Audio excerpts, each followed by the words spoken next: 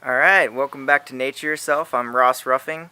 We're going to talk about a few things today to help you improve your life, both in your relationship with nature, in your relationship with your work, health, wealth, love, and happiness. That's the end goals we're kind of working towards, and those are going to be different for everyone. So make sure you're continually thinking about those end goals and trying to get closer to both a philosophy on what you want and then making daily changes to help you get there. So real quick, we're going to talk about something that we talked about in the first video. I had mentioned that blueberries tend to like acidic soil. Pine trees, like these you see right here, create acidic soil environments. So what I'm planning to do back here is plant some blueberry bushes. And hopefully the symbiotic relationship between the blueberry bushes and the pine trees will make for a good habitat for blueberries to thrive in. So we'll see how that goes. So as a kind of a segue on that, I want to talk today about how the people you spend the most time with in life are going to directly influence your success, both in all the four categories we talked about: health, wealth, love, and happiness. If you're spending time with people who have bad relationships with their wives or significant others, that's going to affect your relationship. Much like if you spend time with a lot of poor people, that's going to affect your willingness and your abilities to earn more money and improve your situation. And if you spend time with people who are depressed and constantly bringing you down, you're going to have a hard time being happy. So I want you to think about that in your day-to-day personal life, when you're dealing with people, the actual people you hang out with. But I also want you to think about that in terms of the books that you read. So today we're going to talk a little bit about some different philosophies on how you should read. And I also want to just cover real quick about spending time with people who are going to bring you up. We talked a little bit about it in a previous video, the 30%, 33.33% rule. You want to spend 30% of your time with people who are above you, 10 years ahead of you, where you want to be, to help you reach your goals. So you can mimic their actions and get to where you want to be. You want to spend about 30% of your time with people who are kind of on your level. These are people that you can collaborate with and speak freely with. Helps you get your creative juices flowing in a different way.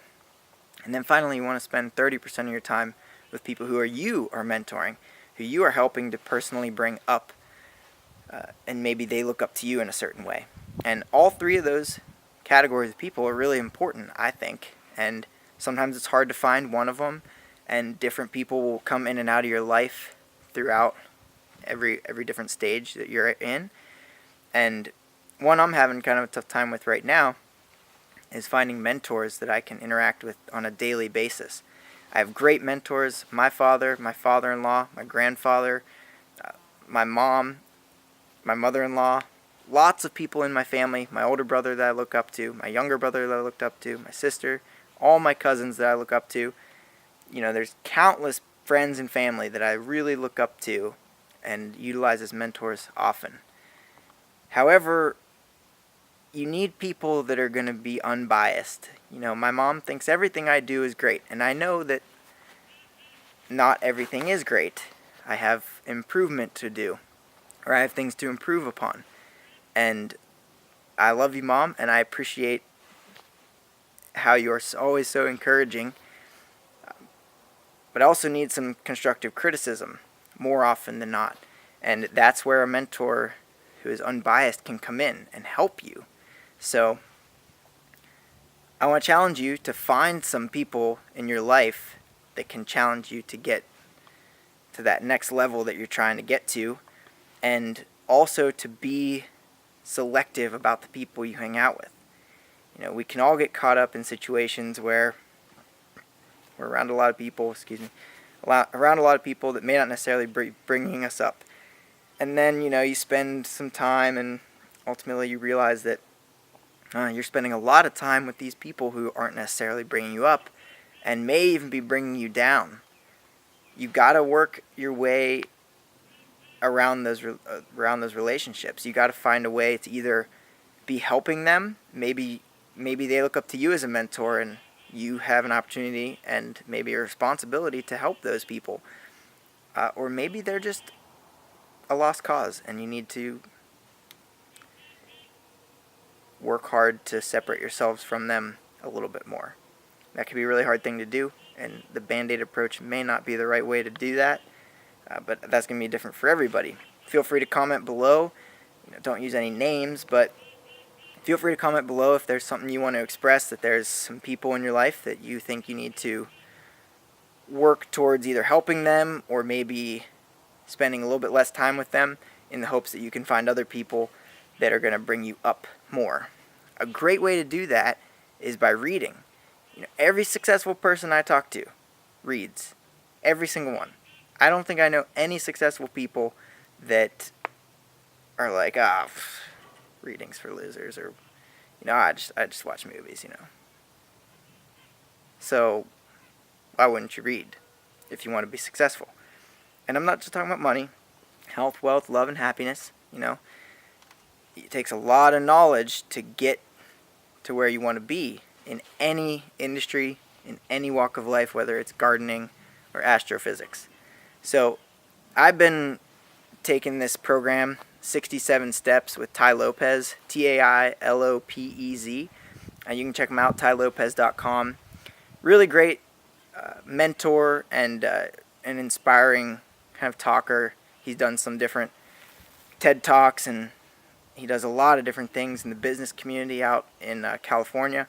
But he's also working through these mentorship programs, both high-end business mentorship, but also the 67 Steps, which is kind of a personal improvement type thing.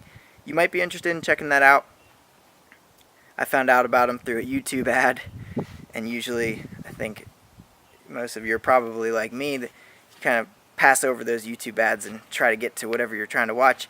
Well, he really resonated with me, and I have found his stuff very, very helpful. So maybe you will too. Check him out. He just sent me a book today, Peter Drucker, Managing Oneself. Short little book. Should be only about a half an hour read, I'd say. But I imagine it's really going to help me. I'm looking forward to seeing what it's all about. And I think we all could use some help managing ourselves, managing our time effectively, managing who we spend our time with effectively, and on down the line. But something that Tai Lopez talks about is having kind of 3 or 4 books that you're reading at all times. And he recommends that you read a classic in the morning. He calls it the soap of the brain, to kind of help you cleanse yourself and get your brain started for the day. Right now, for me, that I'm using Ayn Rand's Atlas Shrugged to do just that. That was a recommendation from Kyle Warren and Susie Lloyd.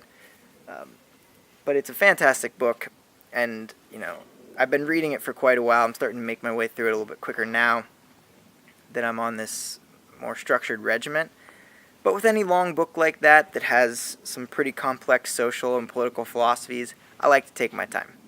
I'm not afraid to admit that I like to take a year to read a book like that. I like to let it sink in. I like to leave it sit. I like to revisit it. That's my style.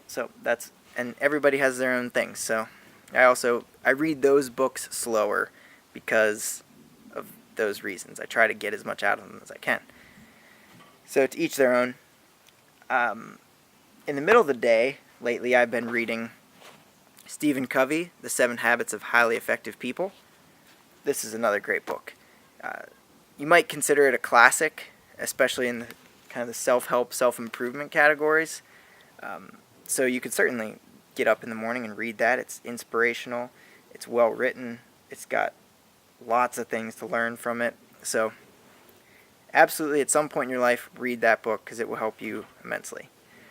And finally, in the evenings, Tai Lopez recommends you read kind of a biography or autobiography or story of an inspiring person.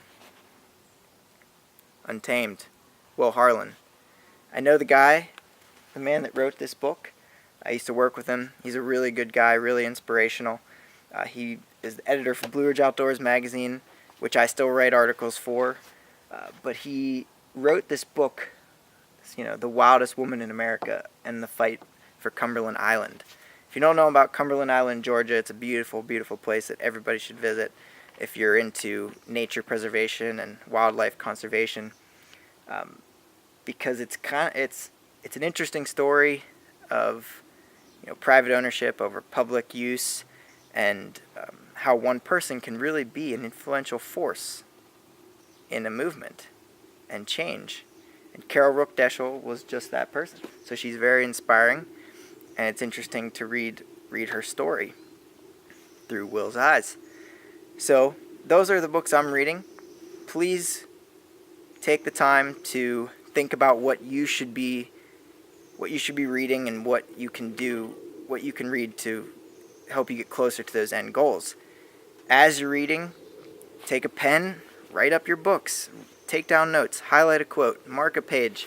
Do whatever you need to do so that it's easy for you to recollect things and come back to them. Every time you sit down to read, have intention. Don't just pick up a book, pick up where you left off, and start reading start to finish. That's not necessarily going to help you, especially with these things like self-help books or even autobiographies or biographies. You don't need to read the whole thing necessarily. Now, some books you may want to, certainly Untamed and Ayn Rand, I'm going to read the whole thing. But next time you visit it, you may not read the whole thing. You might want to read one chapter, or you might want to go find one quote that was really inspiring to you and use it in a paper or a post or something that you're doing for your work or for your life. So Ty Lopez recommends, that you have 150 books that constantly change, that you're constantly revisiting in your life. And these books you should develop a relationship with these books over time. You don't have dinner with somebody one time and then consider them your friend. You have dinner with them one time, you get to know them a little bit, you meet with them again for lunch, you meet with them again to go hike in the mountains, you meet with them to play guitar, you constantly are building these relationships. The same should be true for the best books in your life. You should view these people as mentors. So I would challenge you to do that.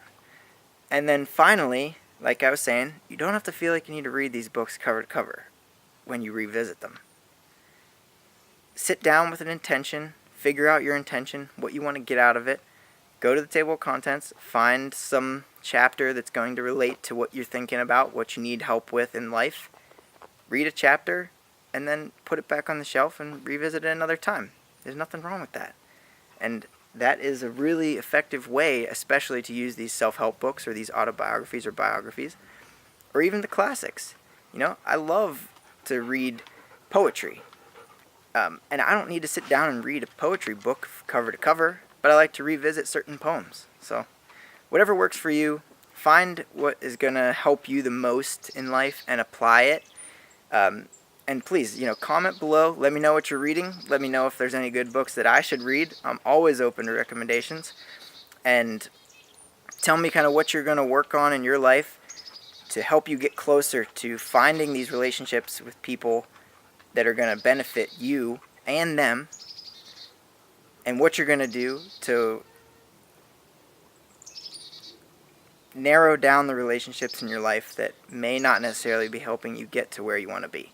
It's a tough thing. This is a tough topic, tough one for all of us, especially those of you out there that are social people that like to be around many different types of people all the time. But you really got to focus on this, because unfortunately, not everybody is out there for your best interest. Some people are out there, in fact, to walk all over you to get what they want. And you may not want to be around those people. Depends. They could be good competition for you and could motivate you, but it all depends on your personality. So thanks for listening in today. I'll see you tomorrow.